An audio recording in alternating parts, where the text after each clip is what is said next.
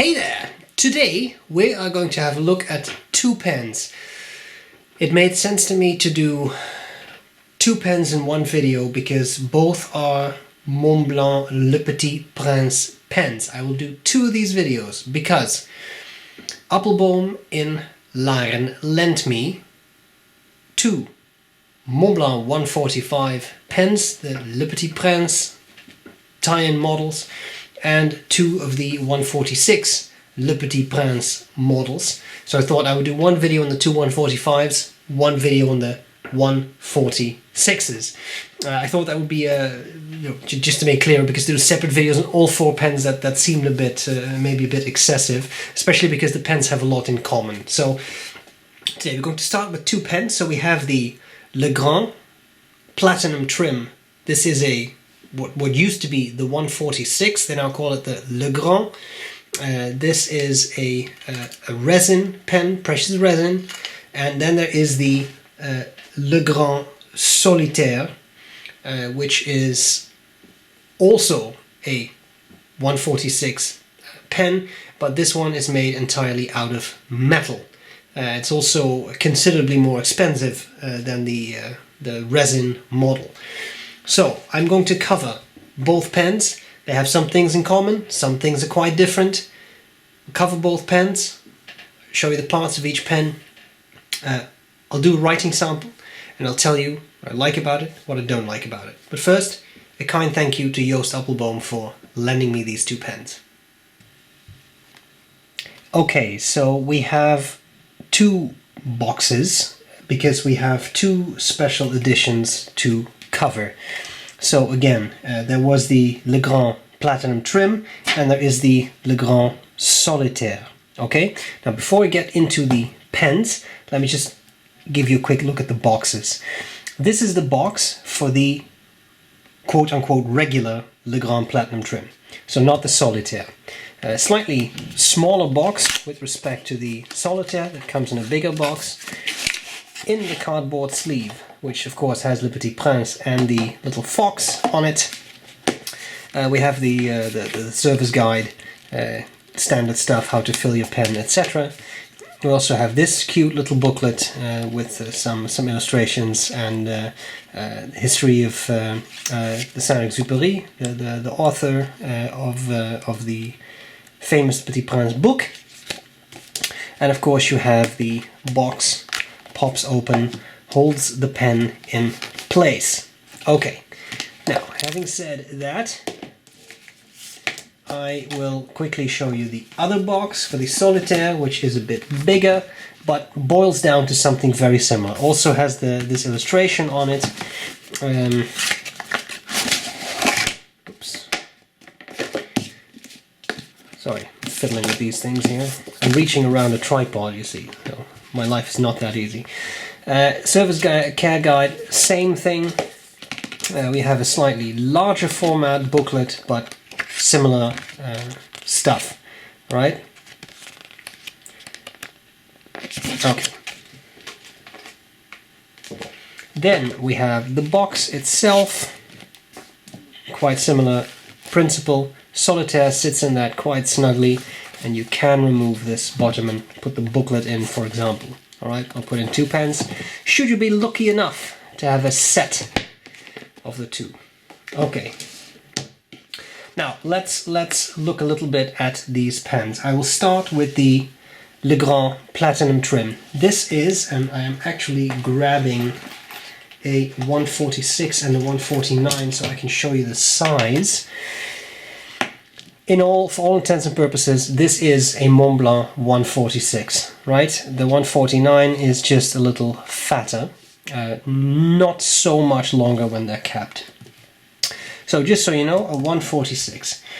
The price of these is 735 euros. That includes VAT. So just so you know, these happen to come with a 14 karat nib.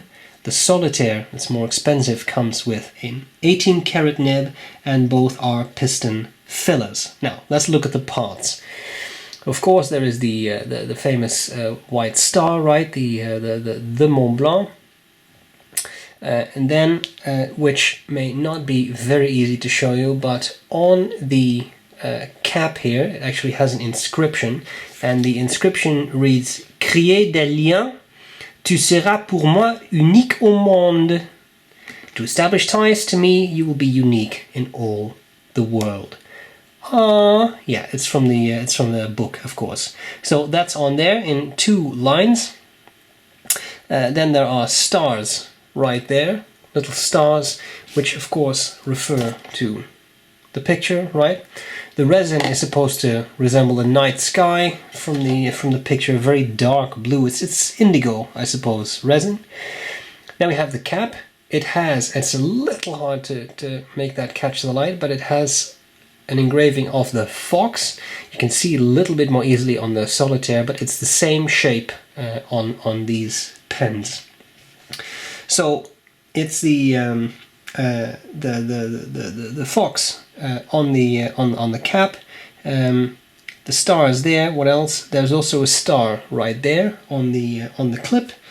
Which I think is quite cute, and that's it. Then we have the barrel. There's nothing fancy going on there, and the piston turning knob. It's stickered fine. I really wish Montblanc would put the grade of the nib on the nibs. That would be very useful for the aftermarket as well. Then we have the nib here.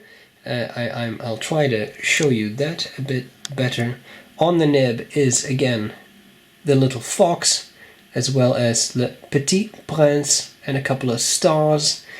So that's what you can see there. Comfortable pen, the 146. I've always considered to be a nice size. These pens do post should you feel that need. Piston fillers are always nice, and one thing that is particularly nice about this specific model, a little hard to see maybe, but there is an ink window. I think you can just sort of see it right above my finger there if you look at it. But it is filled with Montblanc Royal Blue ink, so it's a bit dark blue on dark blue. But there is an ink window, which is great, and the ink window is the same as on the regular 146, so it is sort of that lattice work of the resin. Quite nice, quite nice. I like it, and has a nice feeling to it. Now, to be honest, my favorite of these two is the Solitaire, which is also the more expensive one of the two, I must say, which is a little bigger because it's metal clad.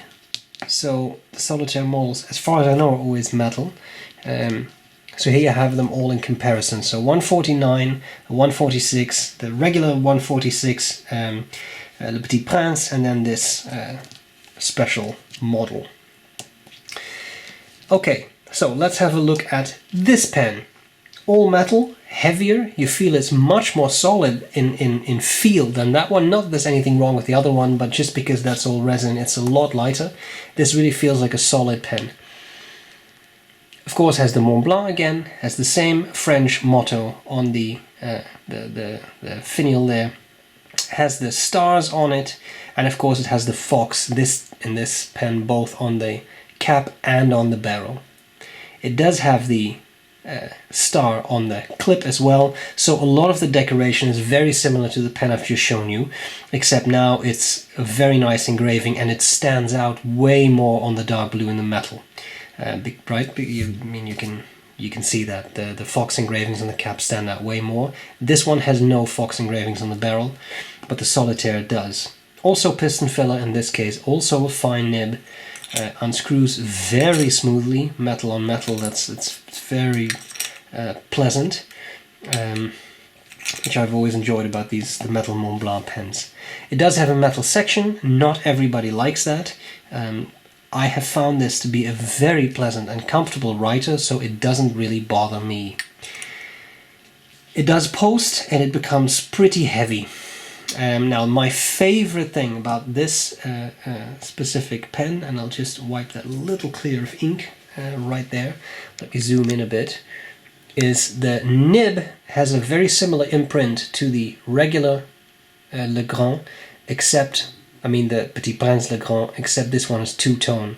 So the fox and the little prince stand out in gold, and this is 18 karat as opposed to the regular Le Petit Prince Le Grand, which is 14 karat. Another great writer. I found it a very, very comfortable writer. So this pen definitely has some really neat features, but that also comes at a price. Because I happen to know that this one retails for a lot more, and I think the price in dollars, including the 21% European VAT, is $18.88. So you're coming close to $2,000 for this pen. A lot more expensive, but that's the way things are, especially when it comes to special editions and Montblanc. Both pens are available in a range of nibs, extra fine through double broad, also oblique medium and oblique broad. That's getting more and more uncommon, so it's very nice that you have that option. I'm very happy to see that Montblanc still offers that. Okay, it's time for me to take a quick sip of water. And then let's do some writing with both pens. Both pens have Montblanc Royal Blue in them. So here we go with the Montblanc Le Grand Le Petit Prince. Whenever I see this, I think late positive potential, but that's just psychophysiology. Le Petit Prince, and this is the regular, so I'm just going to say the 146 platinum trim. Notice how I write on neither of these little grids. I just write straight in the middle because I don't play the ruling game. I do whatever the hell I want to do. Very pleasant writer. Just the right amount of feedback. Really, I find this quite pleasant. Bit of fast writing.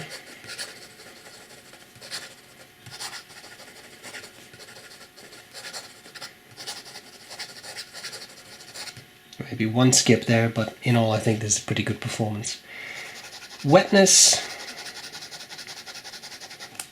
Very nicely tuned nib. Flexibility. Very carefully. As you can see, there's not a lot. These are not very expressive nibs. You can probably push them harder, but I don't want to do that. I want to keep them in one piece. There's that, and then of course, for those of you who enjoy such a thing, there is reverse writing, which does take them, I would say, from a fine to a very skinny extra fine, and the pen seems to be able to handle that. Also doesn't get super scratchy, so that's really not that bad. Okay, so when it comes to this writing sample, that's the end. Now we need to look at the Solitaire. So, sorry for the noise. I will use the other side of the paper, don't worry. Let's look at this one.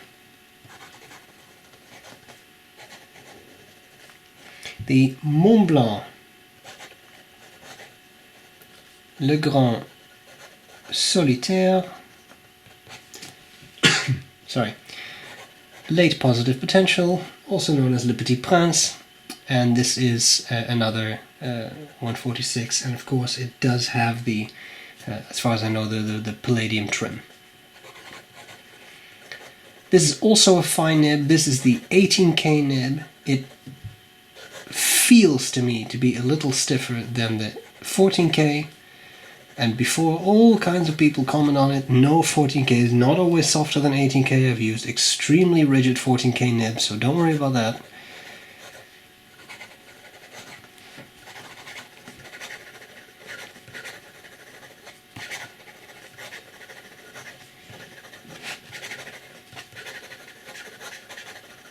Very pleasant writer. I really find this a very pleasant nib. Again, barely any skips. As to the wetness of this one, also very well tuned. And like the other one, a fairly rigid nib.